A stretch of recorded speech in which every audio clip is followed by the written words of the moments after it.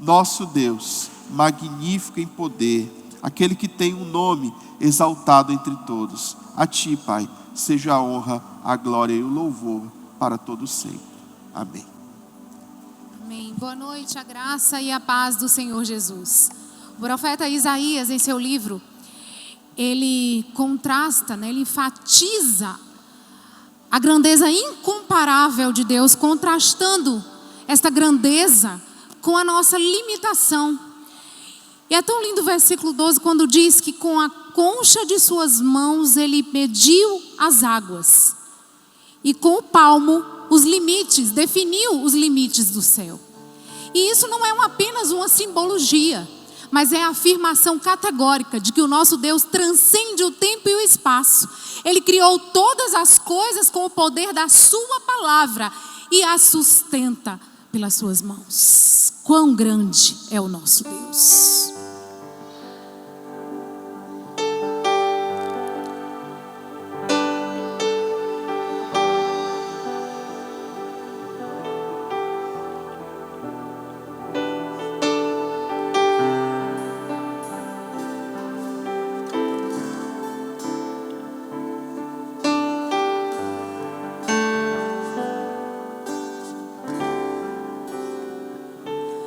Quão grande é o meu Deus, cantarei. Quão grande é o meu Deus, e todos hão de ver. Quão grande é o meu Deus.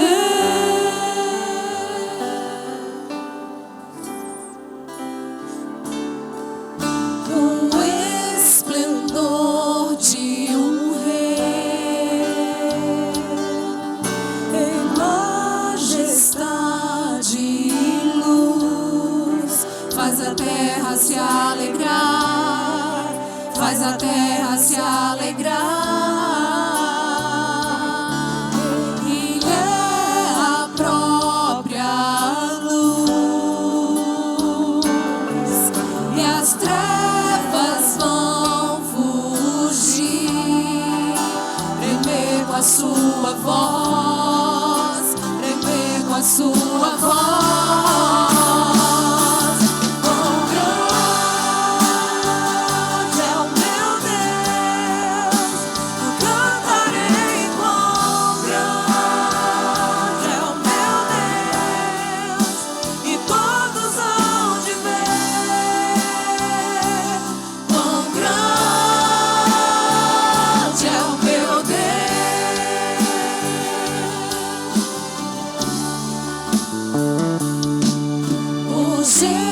Gerações Ele é, o tempo está em suas mãos, o começo e o fim, o começo e o fim. Três se formam em um, Filho, Espírito e Pai. Cordeiro e leão, Cordeiro e leão. Grande é o meu Deus,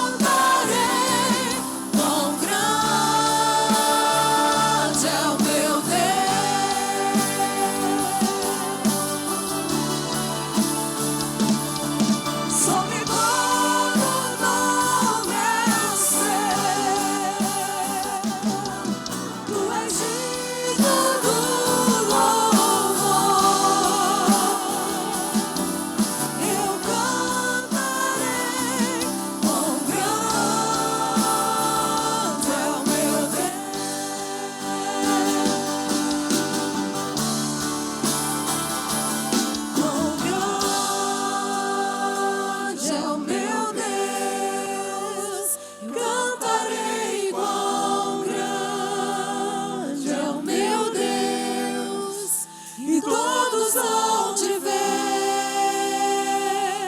quão grande é o meu Deus.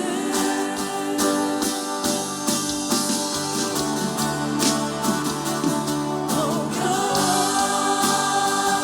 é o meu Deus, eu cantarei quão grande é o meu Deus, e todos hão de ver.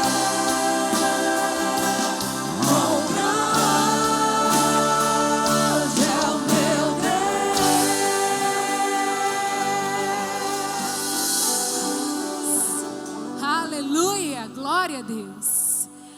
Abacuque, o profeta Abacuque, falamos de um profeta maior, Isaías, e agora a gente volta para um profeta menor. Abacuque compreendeu muito bem a grandeza de Deus. E ele compreendeu muito mais que isso quando ele, na realidade, entende que a fonte da sua alegria não estava na videira, não estava na colheita, na boa colheita, também não estava no rebanho, mas a fonte da sua alegria estava no próprio Deus. É importante entendermos que a nossa fé, ela não pode ser sustentada pela provisão, ela não pode ser sustentada pela resposta das orações, ela não pode ser sustentada apenas pelo milagre ou pela proteção. Ela deve ser sustentada pelo conhecimento do Deus que se revelou a nós. Amém? Louvado seja esse Senhor que se revelou a nós, porque ainda que a figueira não floresça, ainda que não haja fruto na vide ou produto da oliveira minta, ainda assim, como Abacuque, nós devemos dizer todos os dias: eu me alegrarei nele. Aleluia.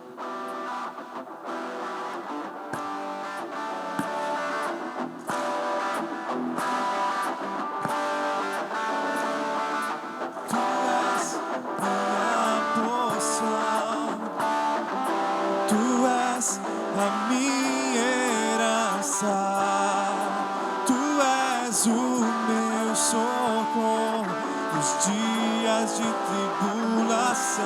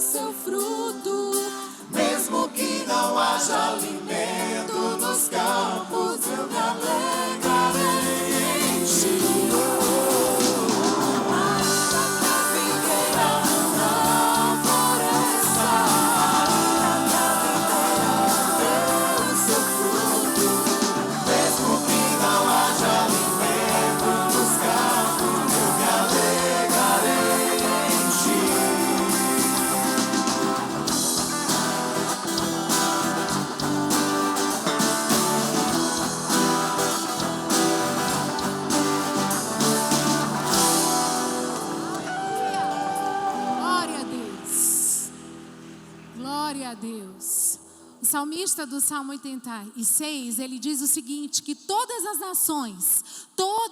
nações que fizeste, Senhor, virão e se prostrarão ante a tua face e glorificarão o seu nome. E é isso que nós vamos cantar agora. A profecia do salmista. Muitos, todos, de toda língua, povo e nação, muitos virão te louvar. Se prostrarão ante a tua face e glorificarão o teu nome, Senhor das nações.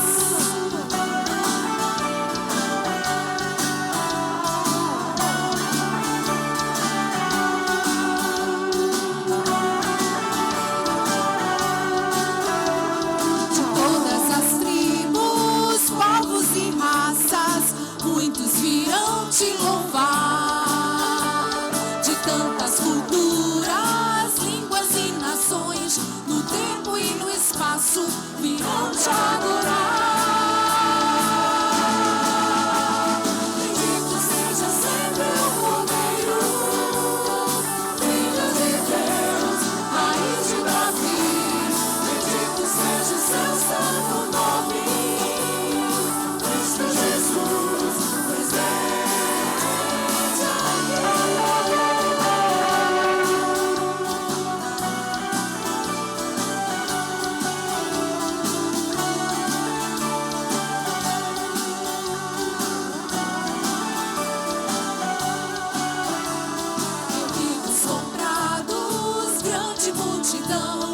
Muitos virão te louvar, povo escolhido, teu reino e nação, no tempo e no espaço virão te adorar. Bendito seja sempre o Cordeiro, Filho de Deus, Raiz de Davi. Bendito seja o seu santo nome, Cristo Jesus, presente aqui.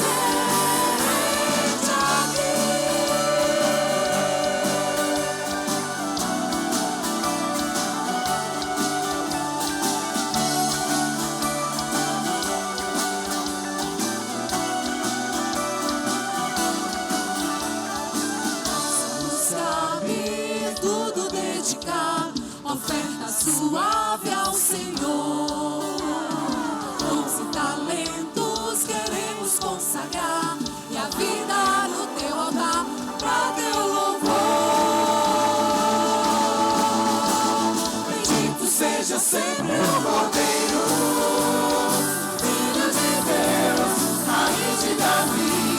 Bendito seja o seu santo nome, Cristo Jesus, presente. Bendito seja sempre o Cordeiro, Filho de Deus, Raiz de Davi. Bendito seja o seu santo nome, Cristo Jesus, presente aqui.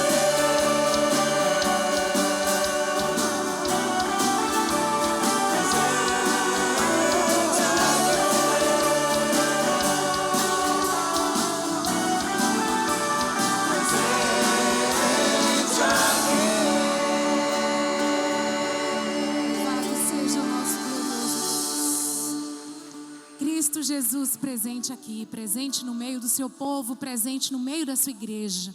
Eu quero convidar você a baixar a sua cabeça, fechar os seus olhos por alguns instantes e entender quão glorioso é este momento, queridos.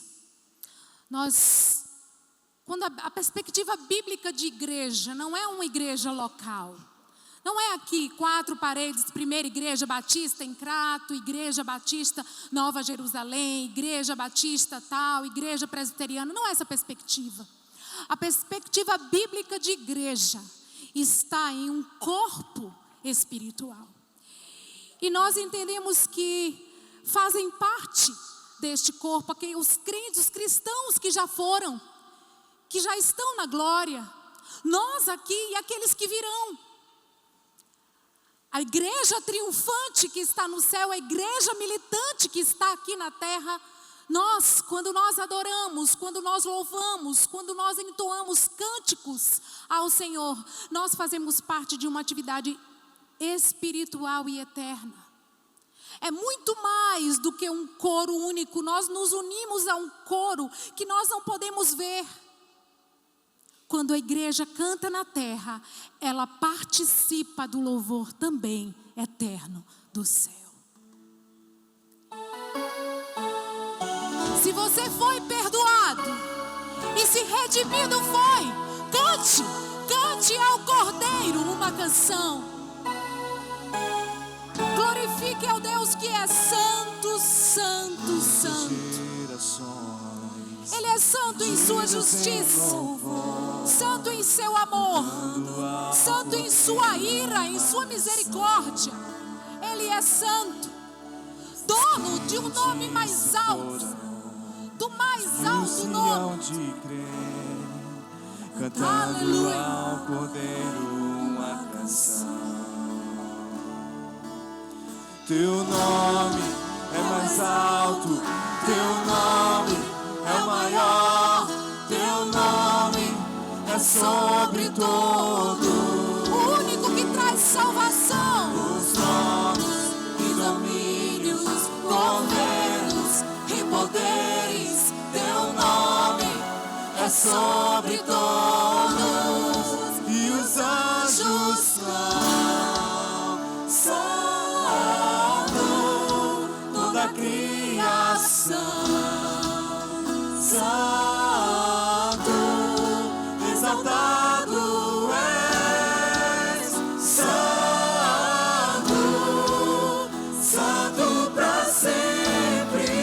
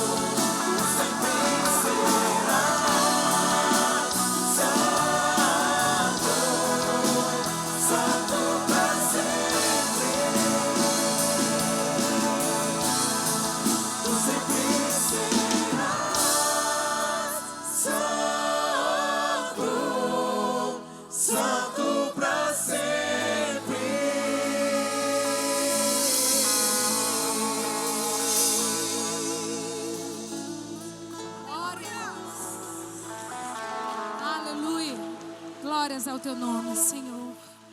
Amém. Glória a Deus. Você pode sentar, meu irmão. Que maravilha é estar adorando ao Santo dos Santos, o nosso Deus maravilhoso que és e sempre será. Então você pode continuar aí com esse espírito de adoração, porque Ele está aqui presente, amém? Se faz aqui presente e quer falar ao seu coração grandiosamente. Meus amados, nós nesse momento gostaríamos de conhecer os nossos amigos, os nossos irmãos que nos visitam nessa noite. Sempre é um momento de muita alegria aqui para a nossa igreja, receber os nossos visitantes. Então, por favor, se você está nos dando a honra da sua presença, né, se coloque de pé, gostaríamos de conhecer nossos irmãos que nos visitam.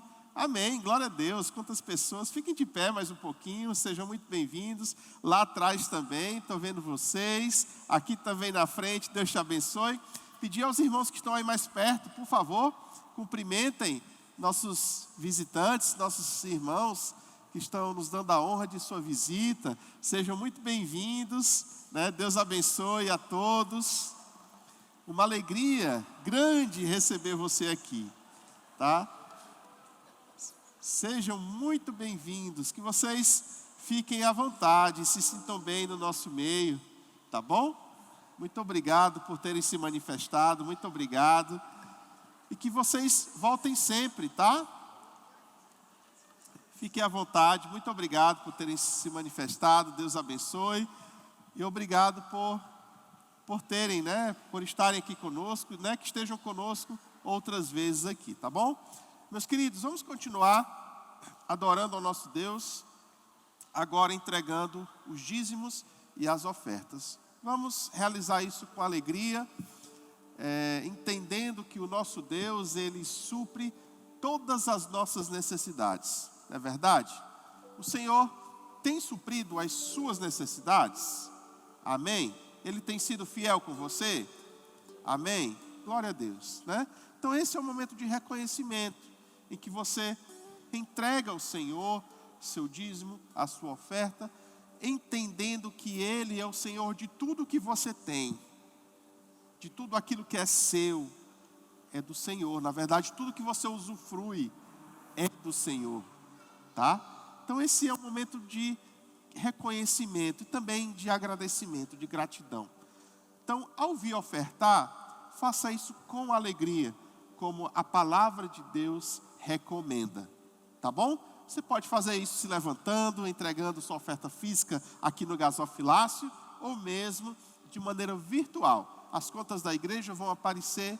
Você pode também ter acesso ao QR Code do Pix da igreja, que fica no cartão, aí no bolso da cadeira à sua frente, tá? Então fique à vontade, ao som de uma canção, você tem agora a oportunidade de ofertar.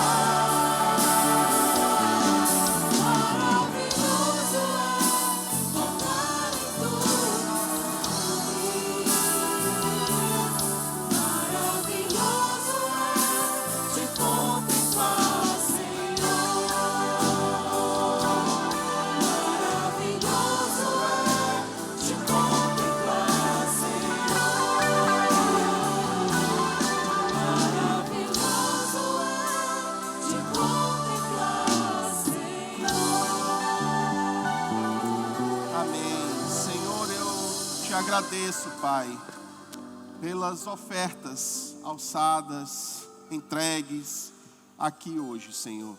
Que o Senhor continue abençoando o teu povo, Pai, guardando, suprindo todas as suas necessidades e sustentando, guardando e livrando de todo o mal. Da mesma forma, eu também oro para que o Senhor dê sabedoria, a direção desta igreja para utilizar, Senhor, de maneira fidedigna, Senhor, de maneira sábia, ó Pai, os recursos para o engrandecimento da Tua obra, em nome de Jesus, amém. Meus queridos, eu quero só lembrar que nesse mês de julho, nós estamos em recesso com algumas atividades. Então a nossa escola bíblica dominical, ela está em recesso, tá? Então hoje nós já não tivemos a nossa escola e será assim ao longo do mês de julho, tá? Vamos retornar no mês de agosto, em data ainda a ser informada, mas possivelmente no primeiro domingo de agosto, tá bom? Além disso, alguns encontros de PGs também estão suspensos. Esse tempo ele é importante para que a gente possa, além de descansar, planejar o segundo semestre, tá bom? No entanto, continuamos ainda com a oração da madrugada, todos os dias às 5 da manhã, de maneira virtual. Nosso culto na quarta-feira, 7h30 da noite, culto de oração, e o nosso culto de celebração aos domingos, às 18 horas. Amém? Eu quero avisar os irmãos também que, relacionado ao nosso projeto aqui da climatização, nós já efetuamos a compra dos equipamentos, tá? Então, já foi feito, a gente já pagou a aquisição dos equipamentos. Como não são equipamentos que comumente estão na prateleira, eles têm que ser fabricados, então já entraram no processo aí de fabricação. Provavelmente entre 45 e 60 dias estarão chegando aqui para que a gente possa então montar, construir a nossa subestação e, uma vez construída, alimentar adequadamente os nossos condicionadores de ar, tá bom? Então, expectativa é que entre o final de agosto e início de setembro, né, estejamos aí com o nosso sistema funcionando. Amém? Glória a Deus, tá? E eu quero só lembrar também que no final nós vamos ter aí o açaí, né? Não vamos ter a cantina, mas vamos ter aí o açaí para que ao final você possa estar ali em comunhão, né, entre nós e também usufruindo desse momento de lanche lá com o açaí da nossa irmã Fabiana, tá bom? As crianças, vamos.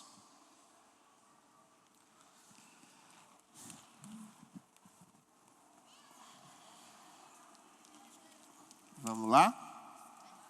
Hoje não vai ter a musiquinha, né, lá, mas nós vamos cantar a musiquinha, tá bom? Deixa o pessoal chegar. Ainda bem que todo mundo sabe, né? Todo mundo sabe? Amém? Pronto. Amém. Glória a Deus. Vamos orar? Vamos orar, igreja? Estenda as mãos aqui para frente, por favor. Senhor, nós oramos neste momento, Pai, abençoando as crianças que terão seu tempo de aprendizado ali nas salinhas. Que o Senhor possa abençoar e falar ao coração delas nesse momento, Pai. Da mesma forma que eu te peço que o Senhor use também como instrumento nossos irmãos e irmãs que estarão ali à frente ministrando às crianças. Em nome de Jesus, abençoa. Amém. Vamos lá?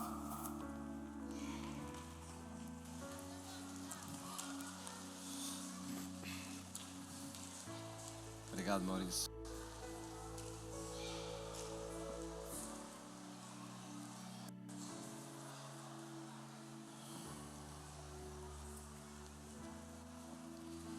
Eu quero saudar os irmãos com a paz do Senhor.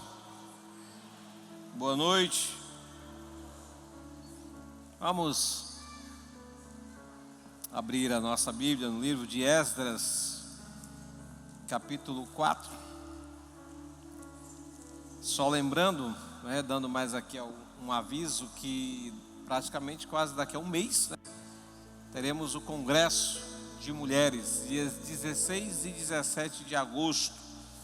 E estará conosco a nossa irmã Sara Vieira, que já esteve conosco. Vai ministrar sábado em 2 momentos e domingo pela manhã. Congresso de Mulheres, dias 16 e 17,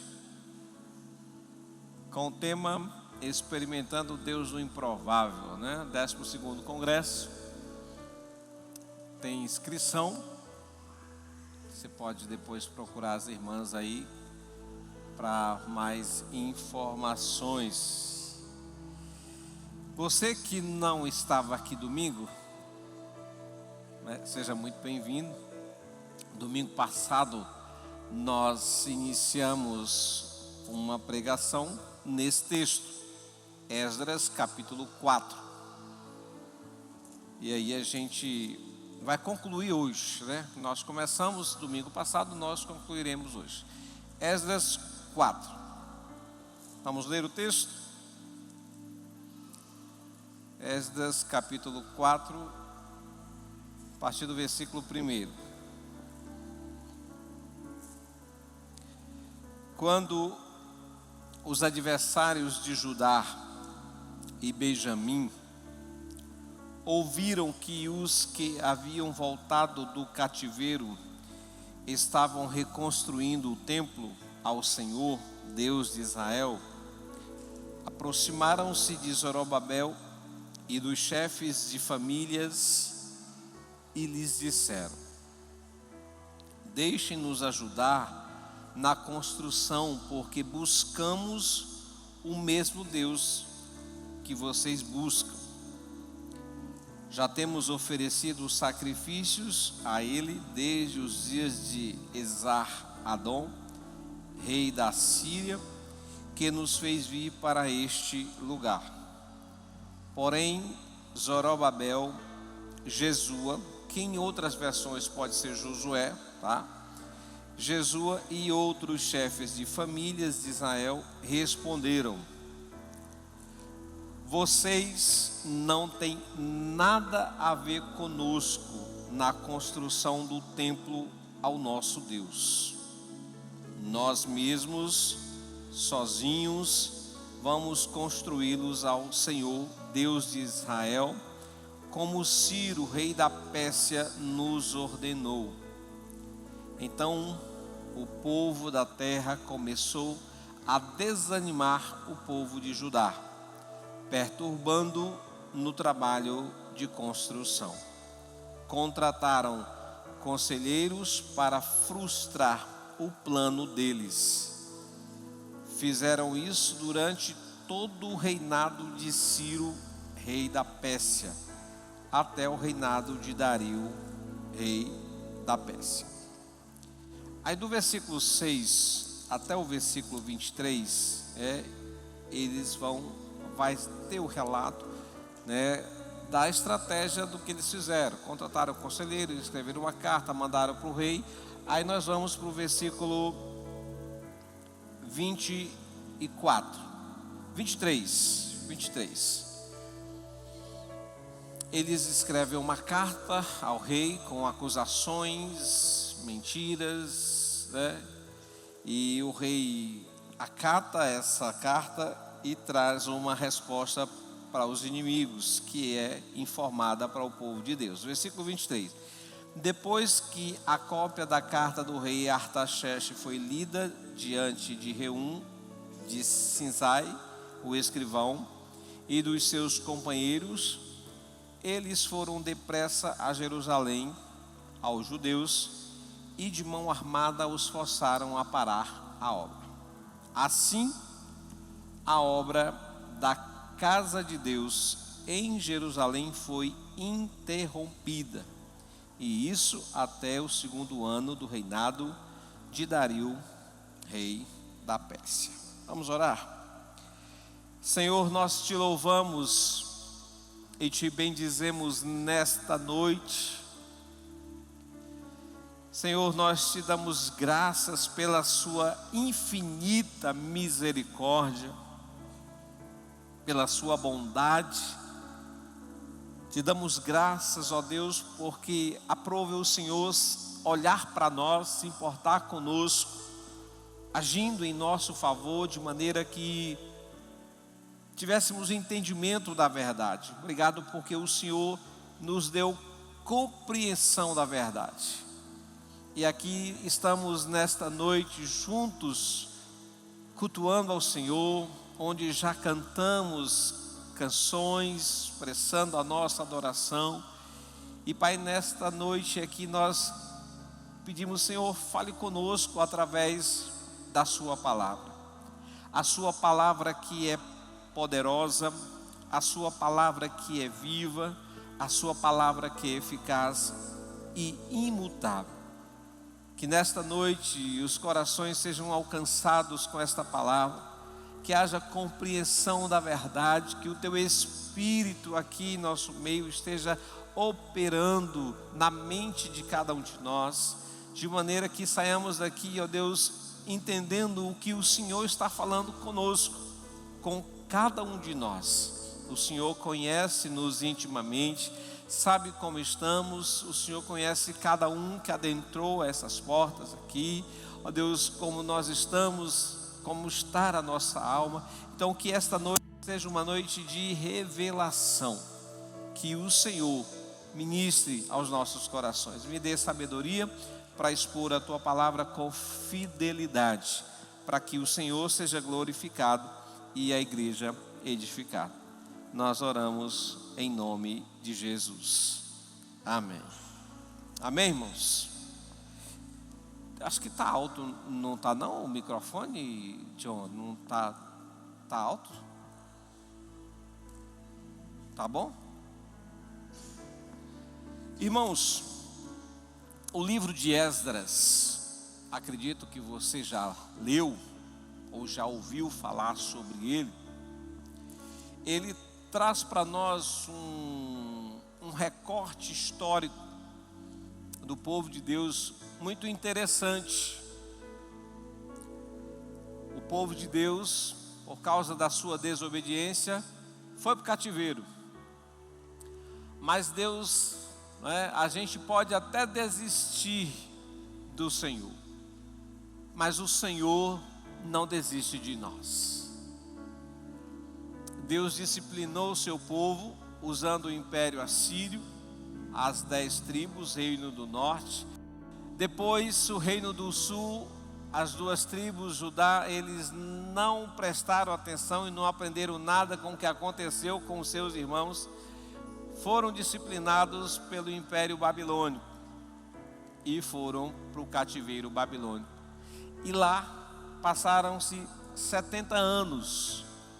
E o Senhor falava com eles através do profeta, um deles, o profeta Jeremias, dizendo: olha, vocês vão passar 70 anos, mas ao final dos 70 anos eu vou trazer vocês de volta. Vocês vão voltar, porque eu que sei os pensamentos que tenho a vosso respeito, pensamentos de paz e não de mal, vocês me invocarão. Havia uma promessa, e isso se cumpriu. O Império Babilônico caiu, e quem ascende no mando, no domínio, é o Império Persa. A política é diferente, e nós sabemos que a mão do Senhor estava sobre esses poderosos. Então Ciro, ele emite um decreto para que o povo de Deus que estava lá, sob agora o domínio dos persas, voltassem para Jerusalém e reconstruísse a sua cidade. Mas é interessante que muitos ficaram na Babilônia. Muitos ficaram, muitos já estavam aculturados, muitos viveram, já estavam ali, assimilaram todo aquele contexto de cultura e não desejaram mais voltar. Apenas um grupo de mais ou menos 50 mil pessoas, liderados por Zorobabel, que era um líder político, ele auxiliado por Josué, ou Jesua, como essa versão diz, né, que era o sacerdote. Então eles conduziram o primeiro grupo. Então volta para Jerusalém o primeiro grupo de mais ou menos 50 mil judeus para reconstruir Jerusalém. E quando eles chegam, primeira coisa que eles fazem, a gente viu isso no domingo passado, primeira coisa que eles fizeram, que foi, quando eles chegaram em Jerusalém, o que foi que eles fizeram? Muito bem, eles reconstruíram um altar. E aí foi, né, alegria para os mais jovens e choro, talvez de lamento e tristeza para os mais velhos, né? Porque eles faziam aquelas comparações, a cidade arrasada, os muros destruídos. Eles reconstruíram um altar e logo em seguida eles lançaram os alicerces do templo. Eles estavam no caminho certo. E aí a gente viu que todas as vezes que nos posicionamos em fazer a vontade de Deus, nós enfrentamos perseguição. Todas as vezes que decidimos fazer aquilo que agrada ao Senhor, todas as vezes que decidimos obedecer a palavra do Senhor, que decidimos viver uma vida de acordo com os preceitos do Senhor, nós seremos perseguidos, nós enfrentaremos oposição. E o capítulo 4 fala exatamente sobre isso. O povo de Deus está começando ali o trabalho e os adversários, aí nós vimos que os adversários dos judeus não eram os persas, não eram os babilônios, né? Eram na verdade os samaritanos. E eles chegaram para eles com uma proposta. A proposta inicial de oposição era se misturar, era que eles, né, se infiltrassem ali no meio dos judeus. Mas eles, digamos assim, espertos, num primeiro momento, eles não, nós temos uma identidade, nós só podemos cumprir com o nosso papel se nós formos separados. E eles não aceitaram a influência ou o misticismo. Por que eles não aceitaram os samaritanos? Os samaritanos eram judeus misturados. Eles cultuavam a Deus, mas cultuavam outros deuses. Eles eram sincréticos ou sincretistas. Eles tinham uma religião misturada. E eles sabiam disso. Deus rejeitaram inicialmente essa proposta. Não, nós não queremos que vocês estejam conosco, porque essa obra o Senhor confiou a nós.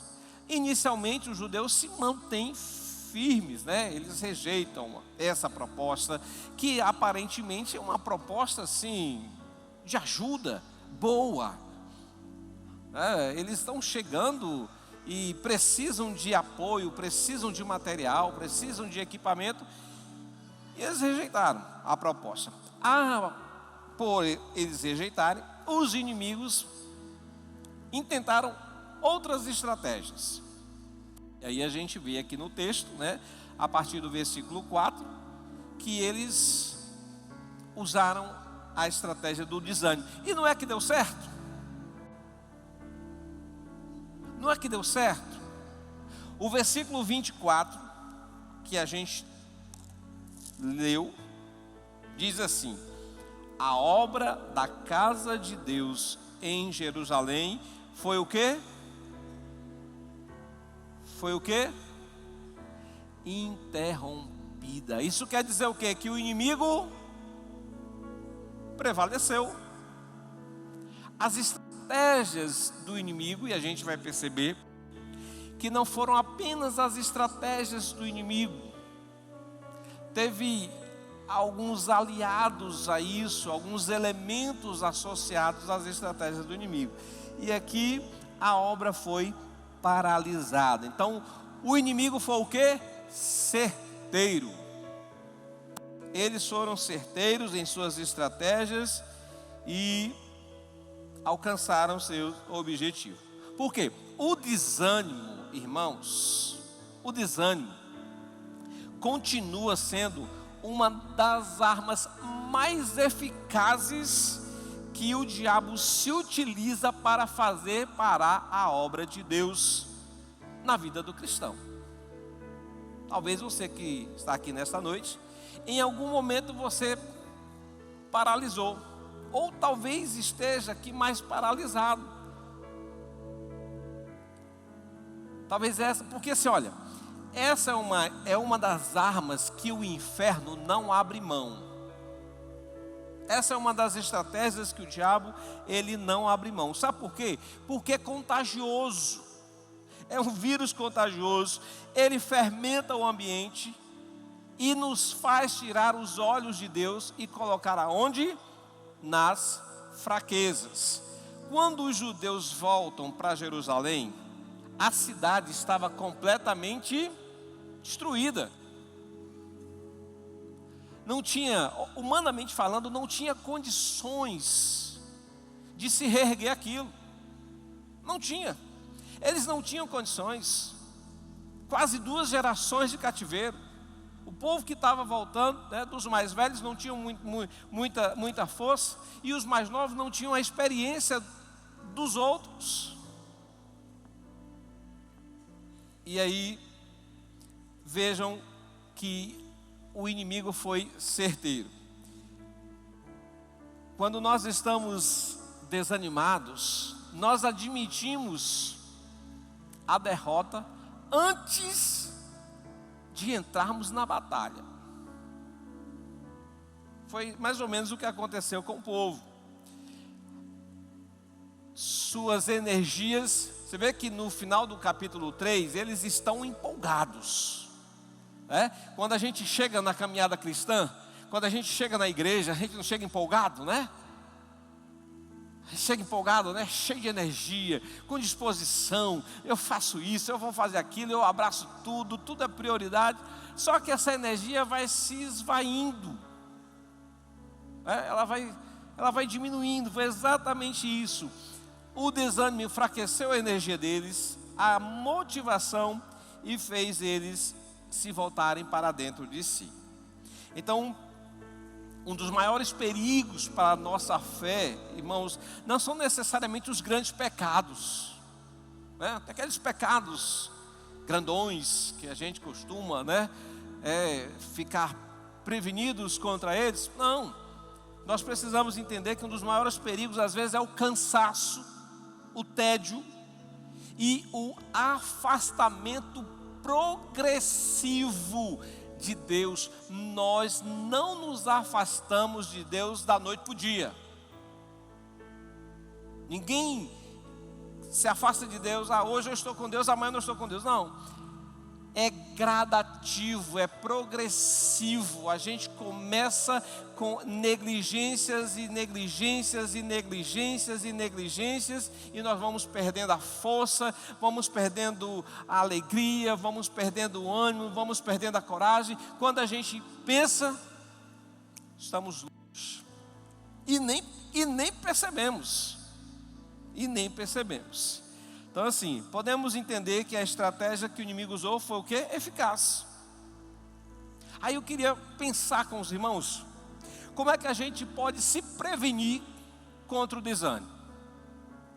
Como é que nós podemos nos prevenir contra o desânimo? Primeira coisa, para a gente se preparar, chegou na caminhada cristã, chegou na fé, entendeu a verdade, abraçou o evangelho, se rendeu ao Senhor, você está alistado para uma grande batalha. Então, não se surpreenda se você está sendo perseguido porque você se rendeu ao Senhor. Então, que isso não seja surpresa para nós. Então, como é que a gente se prepara? Sabendo que quando eu me rendo ao Senhor, eu serei alvo do inimigo.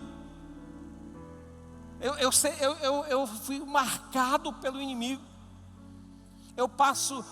O inimigo passa a se importar comigo, porque olha, o inimigo ele não se importa com quem não incomoda o inferno.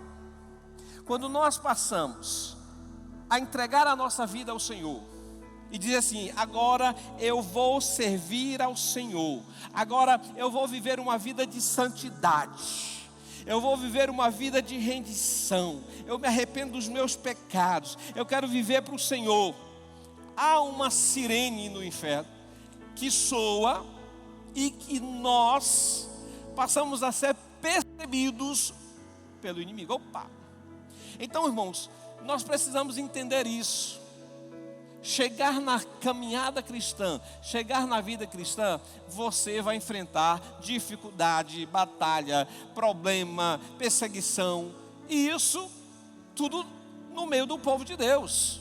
Não pense que essa perseguição ou essa batalha vai vir lá de fora apenas. Vejam que os maiores inimigos dos judeus não eram os persas ou os babilônios. Os inimigos dos judeus eram os samaritanos, aqueles que diziam que eram, mas que na verdade não eram. Aqueles que se consideravam judeus, mas não eram judeus. Então, nós precisamos ficar atentos a isso. Então, a gente se prepara para o exame. Se está passando por uma luta, é porque você se rendeu ao Senhor, ou então se prepare. Que isso não seja novidade. Que isso não seja surpresa para você em momento algum. Entenda, cada boa ação no reino de Deus será resistida de uma maneira ou de outra. Então assim, se você se rendeu ao Senhor, eu quero me envolver na igreja, eu vou entrar no ministério, eu quero servir a igreja, eu quero que a igreja cresça, eu quero que aquele ministério cresça, eu quero fazer com que o evangelho seja pregado no Cariri, eu quero me... Bem-vindo à perseguição, bem-vindo à oposição. Então assim, primeira coisa, nós precisamos ter consciência de batalha, certo? Isso já nos prepara em relação ao exame. Segundo, o que nós precisamos aprender? Com o erro dos outros. Judá, a nação de Judá, ou as duas tribos, Judá e Benjamim, reino do sul, porque depois da morte de Salomão, a nação foi dividida em 12 tribos em dois reinos. Reino do norte, as 10, e reino do sul, as 2, né? Reino do norte, Israel, e reino do sul, Judá. Israel foi para a peia com os assírios, por causa da desobediência. Aí Deus levanta o império assírio e castiga o reino do norte. O reino do sul era para dizer assim: uau, nossos irmãos, eles estão, vamos nos organizar, vamos aprender, para a gente não passar pela mesma coisa. Só que o que eles fizeram? Ignoraram. Então foram para a peia também, disciplinados pelo império babilônico. Então, eles não aprenderam com o erro dos seus irmãos. Nós precisamos aprender. Veja o que o texto diz que... por que eles pararam aqui? Isso tem lições para nós. Nesse momento, eles deixaram de crer. Vejam, eles saíram da Babilônia por causa da ascensão do Império Persa, de forma sobrenatural. Eles não tinham condições nenhuma de sair do jugo do império. Deus usa Ciro, emite um decreto. Isso foi sobrenatural, era Deus agindo. Então o Deus que tirou eles do Império Persa, lá do domínio da Babilônia, trouxe para Jerusalém, era o mesmo. Às vezes nós achamos que Deus só teve poder para nos salvar. O Senhor me salvou, abriu meu entendimento, aí eu estou na caminhada cristã. É como se nós esquecêssemos que é Deus quem cuida de nós.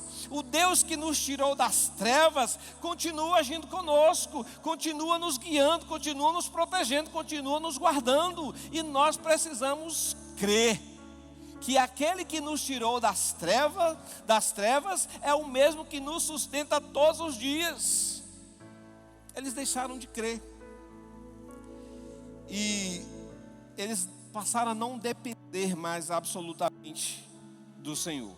Deixaram de olhar para Deus.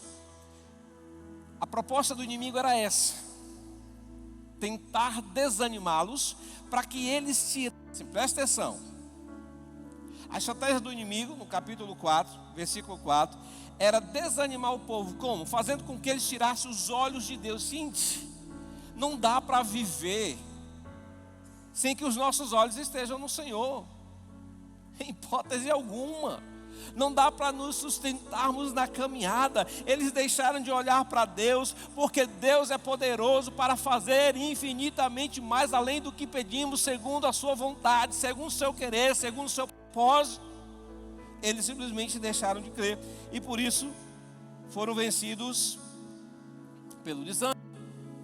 Sempre que desviamos os nossos olhos do Senhor, o desânimo prevalece, e eles deixaram de crer. Então a gente precisa ficar atento. O Deus que lhe trouxe para a caminhada, o Deus que lhe alistou, que alistou você, Ele continua com você.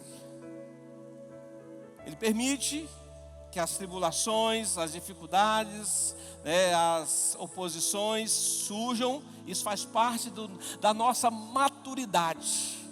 As lutas, as dificuldades são necessárias para que a gente amadureça na fé. Mas outra coisa que a gente não percebe no texto, irmãos, é que o texto não fala, no capítulo 4, que na oposição eles tenham recorrido a Deus. Eles tenham se voltado para Deus em oração. Isso é muito comum na nossa vida. A gente está passando por uma luta, e a gente esquece o mais importante, de colocar aquela situação diante do Senhor. O texto não mostra eles fazendo isso. Irmãos, a oração é uma arma de guerra poderosíssima, e o texto não mostra para a gente. Eles podem até ter feito isso, mas o texto aqui não diz que eles fizeram isso, que eles levantaram a voz em oração: Senhor, nós estamos enfrentando a oposição. Eles não entregaram essa oposição ao Senhor. E então, seja qual for a dificuldade, nós precisamos colocar em oração. Você está passando por alguma luta, está sendo perseguido, existe uma oposição. O caminho ou a arma eficaz para nós é a oração. Apresentar a Deus é sua luta, sua batalha, coloca diante do Senhor. Às vezes até fazemos isso depois de enfrentarmos, passarmos tanto tempo, aí a gente recorre para a oração. Mas a primeira coisa que nós devemos fazer é a oração. E a terceira maneira de vencermos o desânimo: exercitar fé. Exercitar fé. A fé é o que nos mantém em movimento, mesmo quando tudo ao nosso redor diz assim: ó, pare. A fé nos mantém firmes a despeito do ataque, do desânimo, e nos faz entregar isso diante do Senhor. A obra foi interrompida, mas Deus, ou seja, quando diz que a obra foi interrompida, no versículo 24, diz que os judeus não continuaram a obra. Mas é interessante, irmãos, que o desânimo, a apatia, a falta de disposição, é curioso isso. Desânimo, apatia, tédio, isso está muito associado apenas às coisas espirituais. Normalmente eu estou desanimado para vir para a igreja, mas eu não estou desanimado para ir em outro lugar. Eu estou cansado para vir para o culto, mas às vezes eu não estou cansado, não há cansaço para eu fazer outra coisa.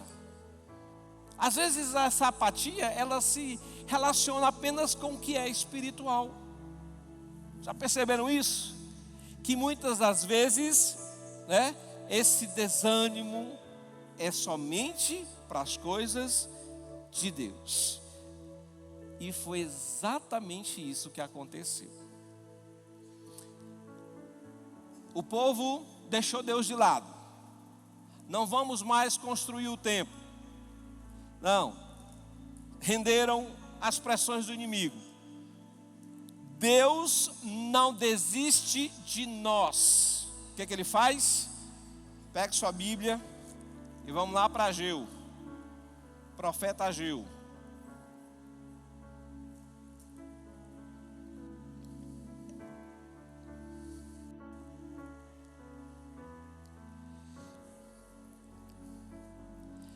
Livro do profeta Ageu, capítulo 1. Deus, como Deus é bom. Porque Deus poderia, tá bom, vocês não querem saber de mim? Ah, mas Deus não. Mesmo o povo dando as costas para Deus, aí o Senhor, o que é que o Senhor faz? Levanta 2 profetas, Ageu e Zacarias, para exortar o povo, para dizer assim: olha, a obra não pode continuar parada, a obra precisa ser continuada, a obra não pode permanecer interrompida. Porque sabe o que aconteceu? O inimigo desanimou o povo, e ao longo do tempo o povo foi se amoldando à situação. Então eles entenderam que não era tempo de construir o templo. Eles passaram a voltar, a se voltarem para si. Eles estavam apenas buscando os seus interesses. O desânimo, a falta de motivação era apenas para as coisas espirituais. No que se refere às coisas de Deus, a falta de recursos era para as coisas de Deus, porque não faltava recursos para eles fazerem as coisas deles. Então, o Senhor vai levantar Ageu, capítulo 1, falando que, olha, vocês inverteram as prioridades, cederam às pressões do inimigo, juntaram essas pressões com a inclinação da carne de vocês e estão vivendo, no comodismo. Aí a primeira voz profética pós-exílio. Depois do exílio, Deus fala através de Ageu. A mensagem de Ageu foi apenas de 4 meses. Zacarias teve uma mensagem mais demorada, mas Ageu ele era mais idoso, possivelmente uns 80 anos, e Ageu traz uma mensagem para o povo. Veja qual é a mensagem. Essa mensagem de Ageu é lá no contexto de Esdras, viu? Porque olha, a obra ficou parada praticamente 16 anos. 16 anos a obra ficou paralisada. Aí Deus diz, vamos ler Ageu, capítulo 1. No 2º ano do reinado de Dario, no 6º mês, no 1º dia do mês, por meio do profeta Ageu, a palavra do Senhor veio a Zorobabel, filho de Salatiel, governador de Judá, e a Josué, filho de Josadaque, o sumo sacerdote, dizendo: assim diz o Senhor dos exércitos, este povo que foi desanimado, este povo que começou a obra, está dizendo agora, olha o que ele diz, olha a desculpa que eles estavam dando. Ainda não chegou o tempo em que a casa do Senhor deve ser reconstruída. Olha o que o desânimo fez. Eles estavam usando como desculpa. Não, então eles ignoraram as profecias, a mensagem de Deus através dos outros profetas, e eles se convenceram e disseram: olha, não, nós paramos, olha, eu não estou fazendo nada, eu não estou me envolvendo no ministério, porque ainda não é tempo. Mentira do diabo na mente. Ninguém que se rende ao Senhor se rende para ser espectador. Todos aqueles que se entregam ao Senhor, que são discípulos de Jesus, têm disposição, ou devem ter disposição em seus corações para servir no reino. Fomos chamados para nos nos envolvermos no projeto de construção da obra do Senhor, seja no templo físico, seja aqui em ministério, em qualquer área, seja na nossa vida pessoal, seja em qualquer situação. Aí o Senhor diz, versículo 3: por isso a palavra do Senhor veio por meio do profeta Ageu, dizendo: acaso é tempo de vocês morarem em casas luxuosas enquanto este templo permanece em ruínas? Ou seja, eles tinham invertido a prioridade. Foi isso.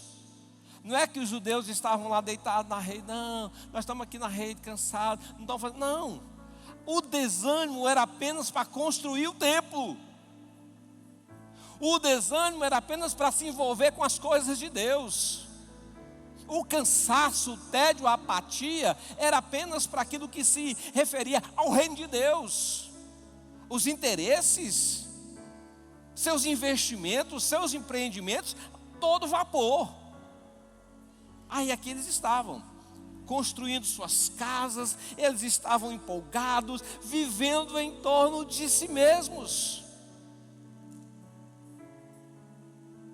Aí o Senhor usa Ageu exatamente para exortá-los. A mensagem de Ageu é dizer: olha, vocês estão fazendo errado. Vocês se deixaram levar pela oposição, caíram na armadilha e agora vocês inverteram as prioridades.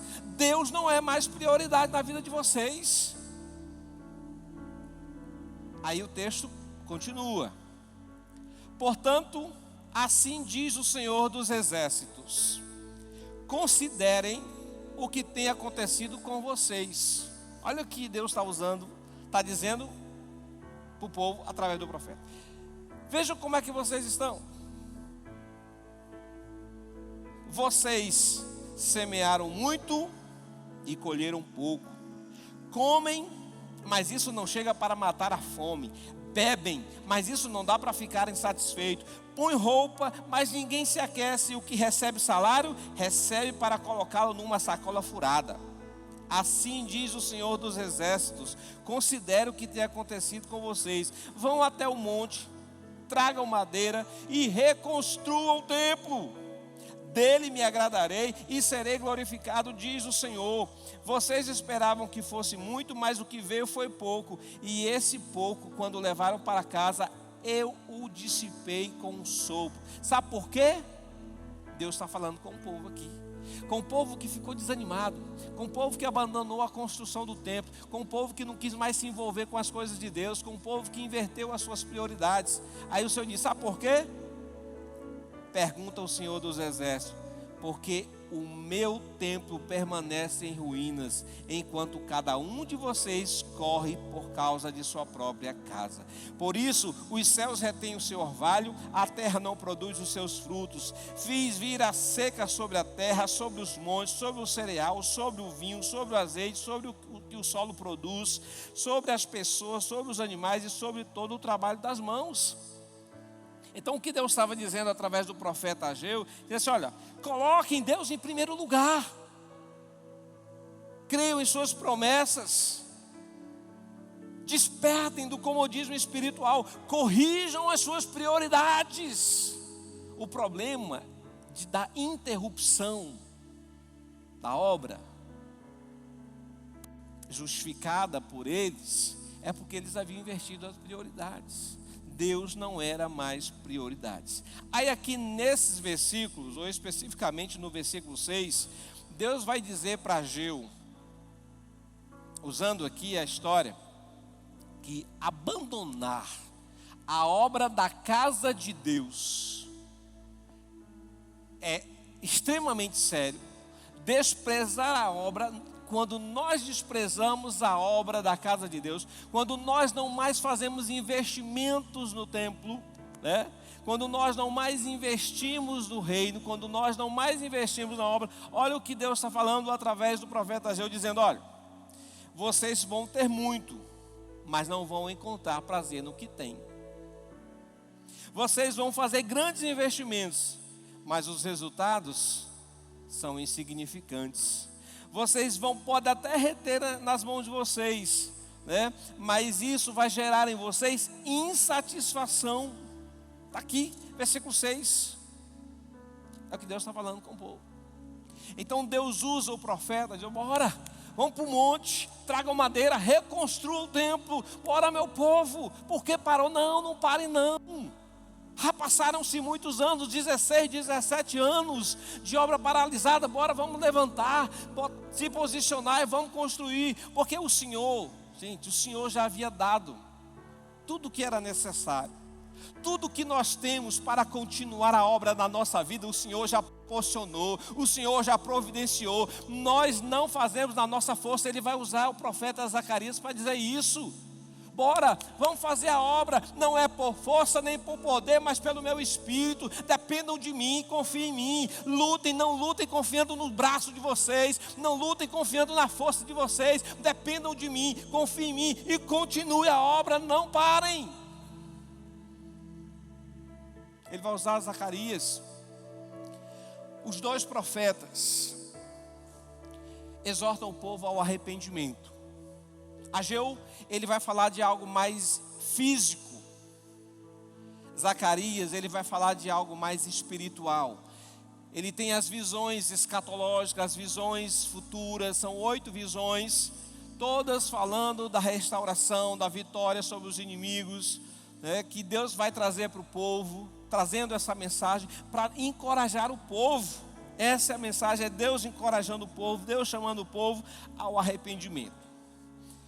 Então Deus encoraja o povo, Deus exorta o povo, mas glória a Deus.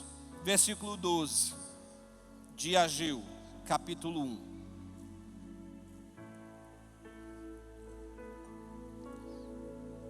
Depois dessa exortação, Zorobabel, filho de Salatiel, e Josué, filho de Josadaque, o sumo sacerdote, e todo o remanescente do povo, fizeram o quê?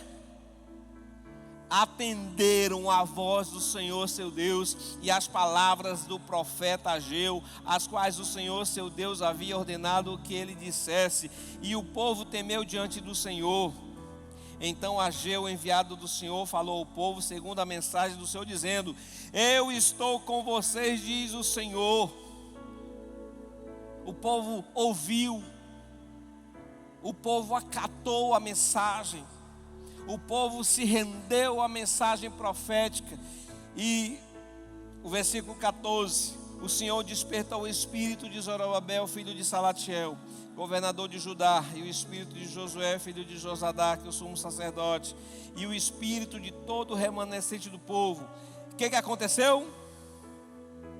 Eles vieram e começaram a trabalhar no templo do Senhor dos exércitos, do seu Deus, e a obra foi concluída. Amém? Aí o Senhor traz a mensagem. Eles estavam desanimados, não havia perspectiva. Aí o capítulo 2, quando no capítulo 3 eles lançam os alicerces do templo, os mais velhos choram porque faziam a comparação. O templo passado, e eles imaginavam e diziam assim: jamais nós vamos conseguir esse esplendor, jamais nós vamos atingir a essa maravilha. Aí Deus traz aqui uma profecia para eles, dizendo: olha, a glória do segundo templo vai ser maior do que a glória do primeiro. Aqui, vão trabalhar, não se preocupem, não parem, não desistam. A oposição está chegando, né? Drible o desânimo, vença, luta, persevere, persista, mas não se renda, porque o Senhor está conosco. Aquele que começou a boa obra em nós há de completá-la até o dia de Cristo Jesus. Então, irmãos, nós podemos finalizar com algumas aplicações para as nossas vidas. Primeiro, conscientize-se de que o fato de você entregar-se a Cristo, render-se ao Senhor, viver debaixo do seu senhorio, isso, né, vai lhe trazer oposição. Conscientize-se disso. A caminhada cristã é um convite a um contexto de oposição, seja ele qual for. Segundo, procure discernir as estratégias. O inimigo, ele tem diversas estratégias para tentar nos fazer parar na obra. Precisamos de discernimento. Não permita que o desânimo lhe impeça, não permita que essa arma usada pelo inimigo paralise a obra de Deus em sua vida. Dobre os seus joelhos, levante sua voz em oração, peça ajuda. Irmão, ore por mim, vamos lá, não desista. Eu não estou com vontade, venha para a igreja, venha para a escola dominical, participe do PG, venha para o culto, vá para a oração da madrugada, se envolva. Não espere você ter, eu estou querendo. Não, nós não vamos ter essa vontade. A obra é feita pelo poder de Deus. Deus usando o profeta Zacarias. Não é pela nossa força, é pelo Espírito do Senhor. Então assim, agarre-se às promessas do Senhor. O povo saindo do cativeiro, havia inúmeras promessas, e Deus, Ele é fiel para cumprir todas as promessas. Então devemos nos agarrar às promessas do Senhor, sermos encorajados pela palavra, graças ao Senhor, porque levantou voz profética, Ageu e Zacarias. Nós temos uma palavra, nós temos a profecia. É isso aqui. Está desencorajado, leia a Bíblia. Está desanimado, leia a Bíblia. Mesmo sem vontade, leia, medite, porque esta palavra vai trazer fogo ao seu coração, ânimo à sua alma. Busque esta palavra, porque esta profecia é o Senhor falando conosco, da mesma forma que falou com o povo através de Ageu e Zacarias. Que essa verdade esteja em nossos corações e que a gente continue a obra na nossa vida e servindo no reino do Senhor. Amém? Quero convidar você a fazer uma oração, curvar a sua cabeça, ministério de louvor, para nós cantarmos a canção. Eu quero lhe desafiar nesta noite. Você que está aqui desanimado, volte para a palavra. Volte para a palavra. O povo de Deus continua a obra depois de um tempo paralisado, porque ouviu a voz profética. Porque ouviu a voz de Deus através de Ageu e Zacarias. Quer ouvir a voz de Deus? Leia a palavra. Leia a palavra. Deus está falando conosco. Sua palavra continua viva. Sua palavra é poderosa. Sua palavra transforma. Sua palavra nos traz quebrantamento.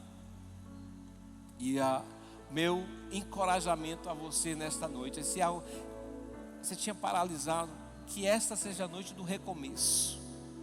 Assim como eles voltaram e começaram a construção.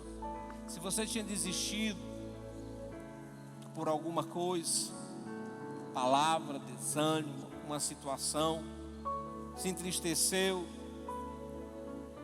cedido à pressão, encorajo você nesta noite a voltar, fazendo investimento na sua vida.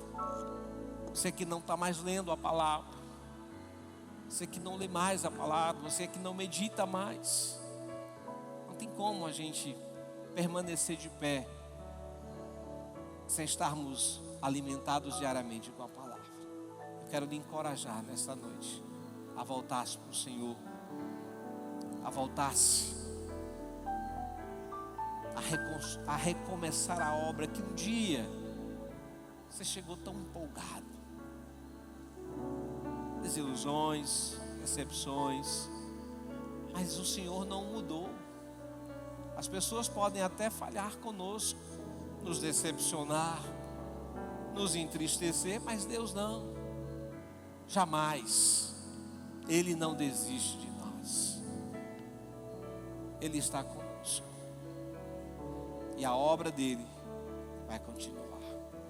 Senhor, eu quero te apresentar a igreja, a tua igreja, essa igreja local, os meus irmãos que aqui estão, suplicar o teu favor, Pai, que possamos nesta noite receber esta palavra, e assim como o teu povo foi encorajado por Ageu e Zacarias, e eles se levantaram, se arrependeram e colocaram em ordem aquilo que precisava ser colocado em suas vidas, voltando à reconstrução do templo, que assim seja na nossa vida, que possamos encarar, Deus, essas oposições, dificuldades, como isso normal e natural dentro do nosso contexto cristão, e sermos perseverantes. Eu oro para que sejamos perseverantes, persistentes e constantes, mesmo com a nossa vontade enfraquecida, às vezes cansado, mesmo com aquela indiferença batendo a nossa porta, que a gente possa rejeitar e nos posicionarmos, ó Pai, a cada dia,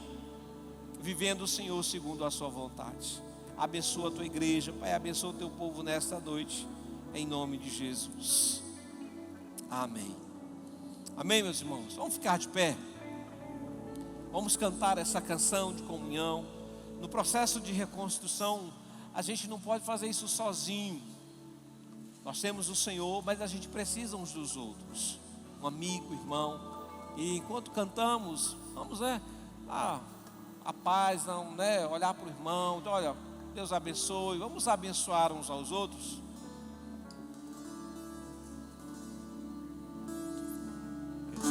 Se abra à tua frente, que o vento sopra em teu rosto, que o sol resplandeça em tua face, que a chuva caia suave em teus campos, e mesmo ao se levantar sozinho, que Deus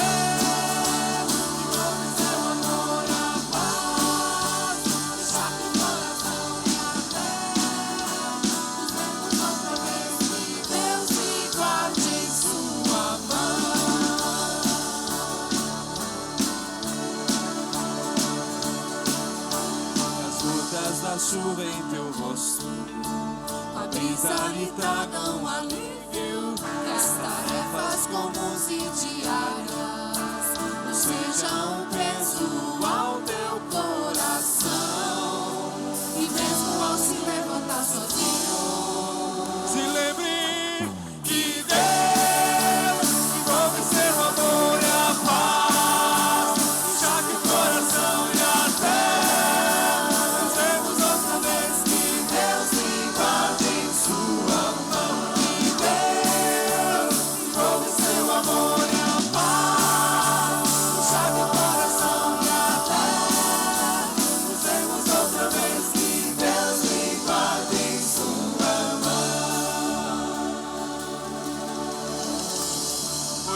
Glória a Deus. Só lembrando mais uma vez, Congresso de Mulheres, 16 e 17 de agosto. Informações, você pode procurar as irmãs, irmã Cléber, as demais irmãs aí. Deus, que o teu amor imensurável, que a graça do teu Filho Jesus, a comunhão e a consolação do Espírito Santo repousem sobre nós, repousem sobre a vida da sua igreja, a igreja de uma forma geral e local, hoje e para todo sempre. E a igreja diz: Deus abençoe a você, Deus continue abençoando sua vida, sua casa. Uma ótima semana.